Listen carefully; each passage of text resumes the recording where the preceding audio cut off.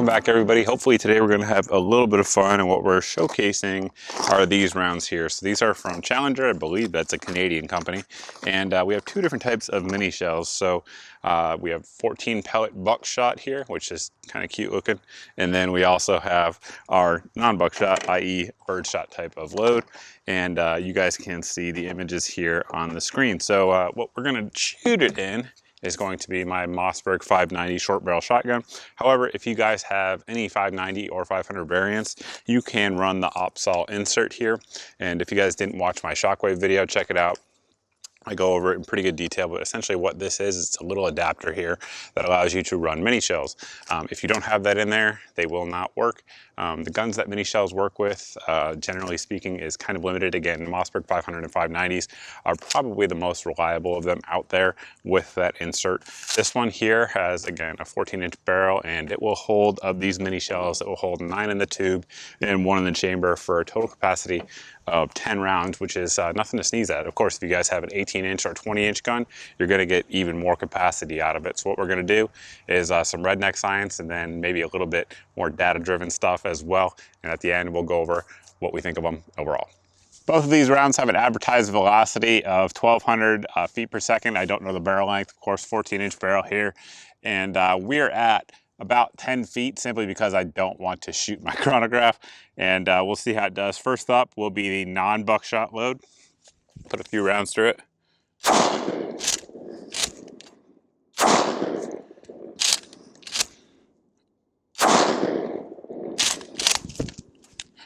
All right, actually pretty darn good, right up there with the advertised velocity. Now we'll run 3 of the buckshot loads through it and see how it does.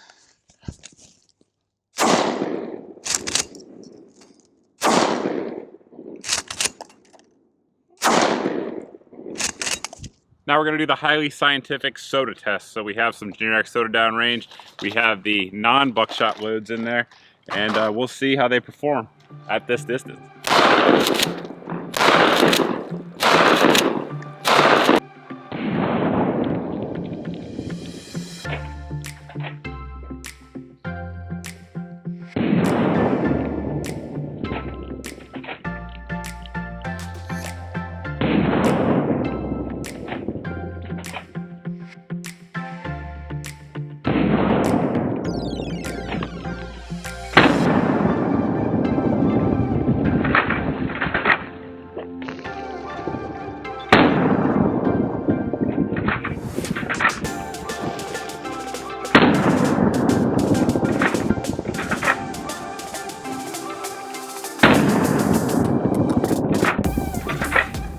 Strawberry soda, and I could taste strawberry in the air. I had to reposition the rear camera. As you guys probably saw in the lens, it was coated with soda. So we moved it up front, hopefully to not have to wipe down and wash off a camera in between shots. We have the buckshot up next, and we will see how she does. Same distance, same everything. That was significantly stronger. Not sure if it came across on camera, but I can tell you for sure the explosion was much more energetic.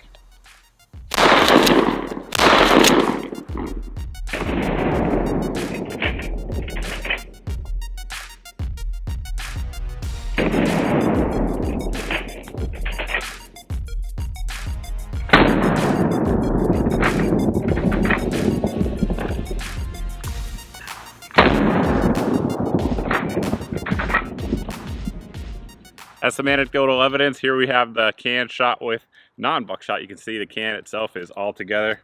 Here we have a can shot with buckshot. It's in a bunch of different pieces, as you guys see here. So it's definitely driving more energy, moving that soda out of there. I increased the distance a little bit there and got some 2-liter soda bottles. We're going to see how the buckshot here, the short shells, compare to a full 2 3/4 shells. So we got one loaded up. I moved everything, again, cameras, everything back. So the footage might not be as good, but I'm getting tired of washing my cameras. So let's see how it does. Again, first up is going to be the mini shells.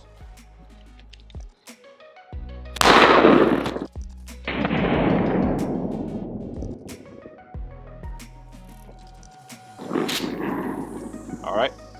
And for those that don't know, if you have the Opsol in there, you can't feed standard 2 3/4 shells through the mag tube. However, you can single load them And up here, I think some Fiocchi 12 gauge double op buck, and we'll see how she does.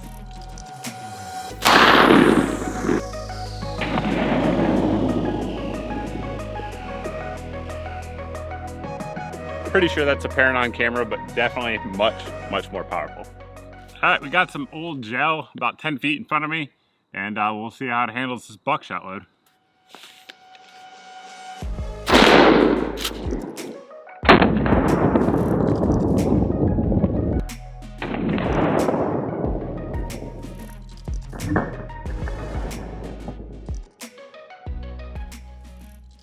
In the slow-mo, you guys probably noticed that we had at least one pellet come through and kind of just barely make it out. This is a 16-inch block for those that don't know. And just looking at the pattern here, we're about 2.5 inches, again at 10 feet. So that thing is expanding. It's not going to keep a tight pattern. That's definitely something we know about, at least in a a standard cylinder bore choke Mossberg like we have here. The pellet that we have has a slight bit of deformation on the sides, but not much. It was going through pretty strong there. We'll set that off to the side here and see if we can see anything else underneath there. Nope, got nothing.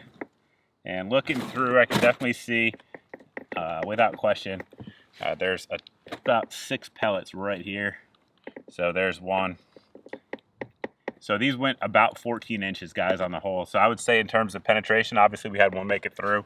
The overall majority of them, though, are right about 13 to 14 inches. And they're all kind of stacked in there pretty darn nicely. I'm sure I could actually pull them out if I wanted to. But again, they're all right there. So that's about what you can expect there in terms of penetration. And you're not going to get a lot of deformation there out of the actual lead projectiles themselves. With that gel test there, we're going to wrap up today's Redneck Science video. One thing we learned, soda's not a fan of this stuff, and it actually has decent penetration if you use the buckshot load. Whether or not you guys want to use it, up to you. In terms of function, we had one failure to feed.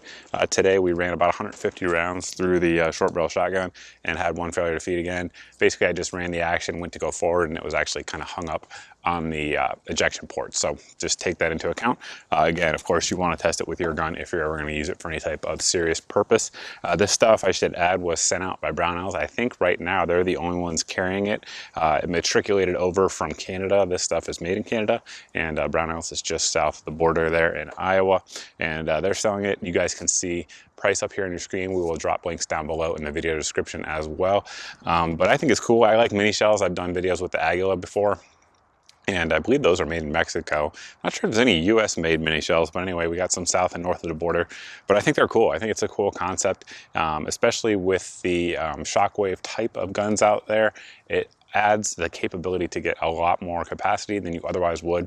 Now, if you're cool with, whatever it was, I didn't run the math yet, but 1150 feet per second with a buckshot load that penetrates 13 to 16 inches, then maybe it's something you want to take a look at. It's certainly something I would be comfortable with for a defensive situation. Now, again, whether the trade-off of rounds versus power is worth it to you, that's up to you guys to decide, but hopefully we learned something today and had a little fun along the way. As always, guys, thank you very much for watching. If you have questions, you can post down below in the comment section. However, the best place to get in touch with me if you actually need an answer is over at my Facebook page. That's also where we post deals on a lot of stuff from Brownells and other companies. So when these go on sale, you guys will see it over there. But that will wrap it up. As always, thanks for watching. Thanks for subscribing. If you're not subscribed, please go ahead and hit that subscribe button. And I hope to see all of you in the next video.